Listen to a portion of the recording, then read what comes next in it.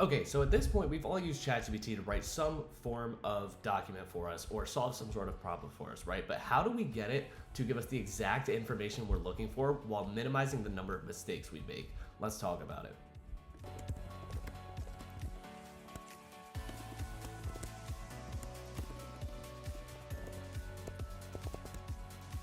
Good morning, my name is Colin Ruark and welcome to Talking in Code.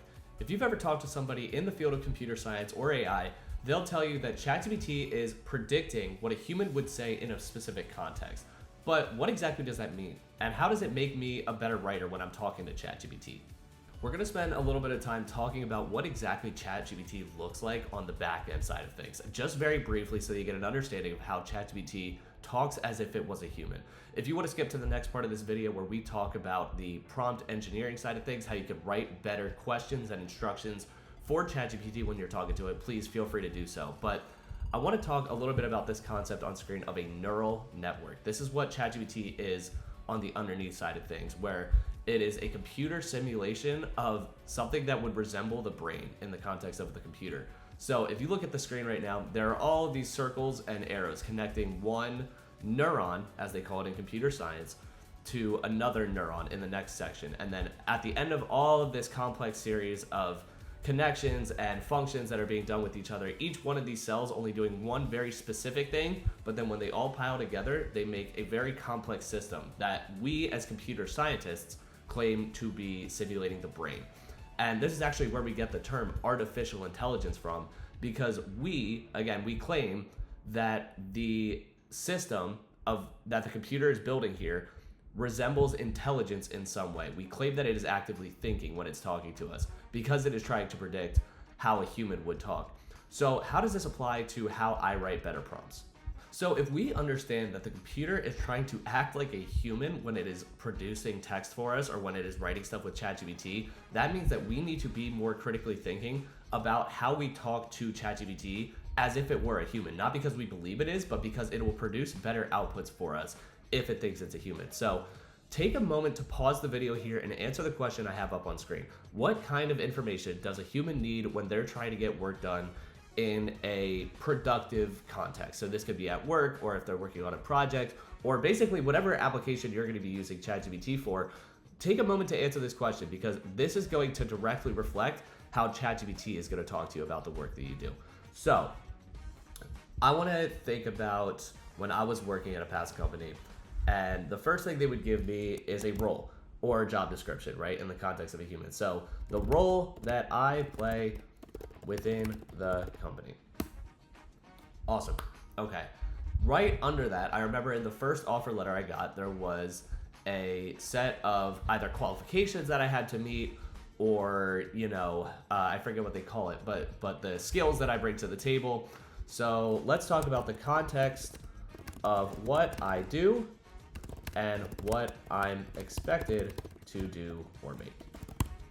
All right, fair enough. Let's see. So if I'm working in the context of, let's say, a programming company, right? There's already some code that's going to be written for us. Like, there's already the base company, I'm assuming, if they have a website or something like that. So let's say examples of past work that was effective.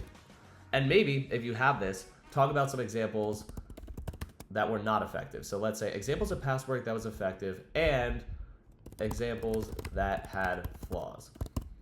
And by the way, this is a good point to note. If you're asking ChatGPT to write something that sounds like a human, tell it to not do certain things that sound inhuman or sound like an AI. So for example, if your work uses too many adjectives or too many adverbs, that's something that signals to a lot of people nowadays that your work is AI generated. If you're using M dashes, that's going to make it look like AI generate, because most people don't know how to actually write an M dash on a computer. So make sure to, specify in there, I don't want M dashes in my work.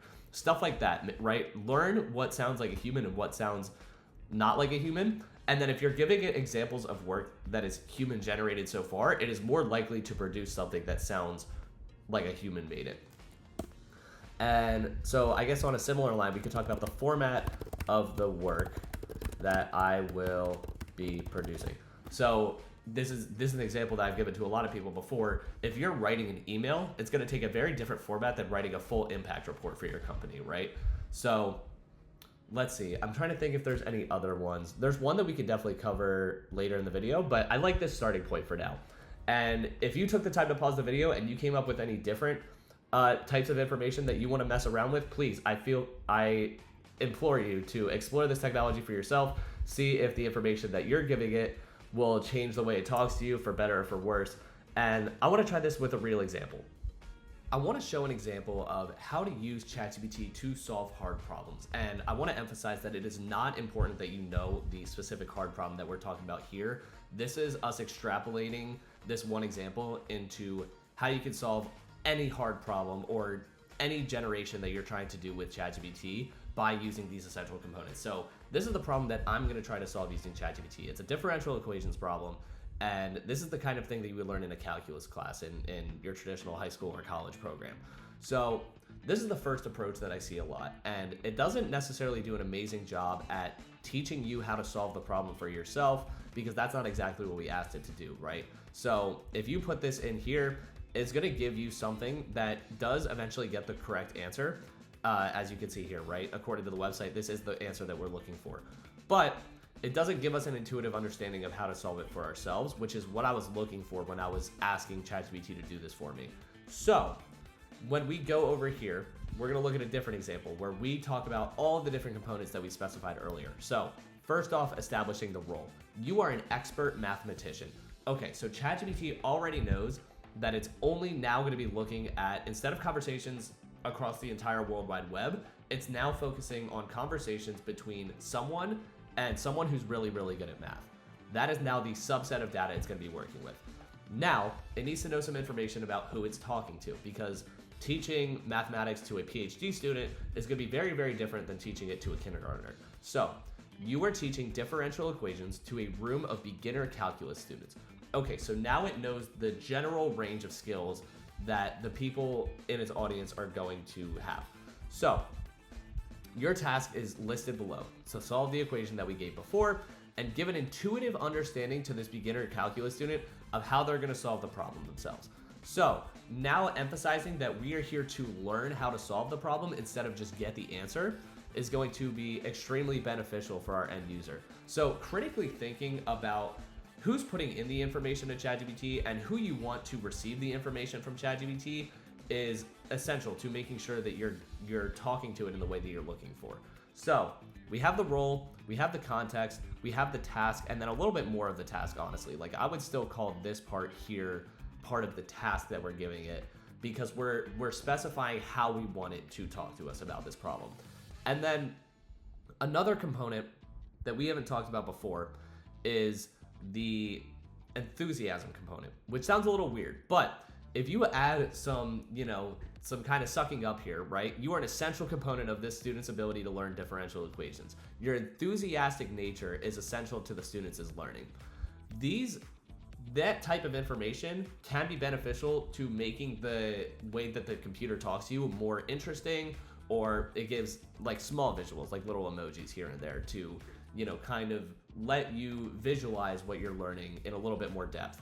So this component here, I didn't include in the first part because it's not always necessarily going to be beneficial. It is now your job as a prompt engineer, which is what we call what you're doing now, improving prompts to get better results. It's now your job to figure out when you want to include all of these different components. Do you have examples that we talked about earlier that you could give to ChatGPT to specify this is how I want to receive my information in this general reference form? Do I have the formatting that I want it for? Am I writing an email where I need a specific format? Or am I writing an impact report where I need an even more specific format according to what my company does? So taking the time to learn about all of the different components here is going to be very, very beneficial for you in the long run if you're going to continue to use ChatGPT or Claude or Mixtral or whatever you're using to get your information. So again, look at what we've got here. We now have important notes. We have educational resources for our user to use that is going to help it get to the final answer that it's looking for on their own instead of just being handed the answer. I will also quickly note the importance of all of this information, actually everything we've included here, in narrowing the probability of what's called a hallucination in AI, which is basically when ChatGPT gives you something that sounds factual and honestly for a lot of cases sounds accurate, but isn't correctly. It doesn't solve the problem perfectly accurate. The information isn't perfectly accurate.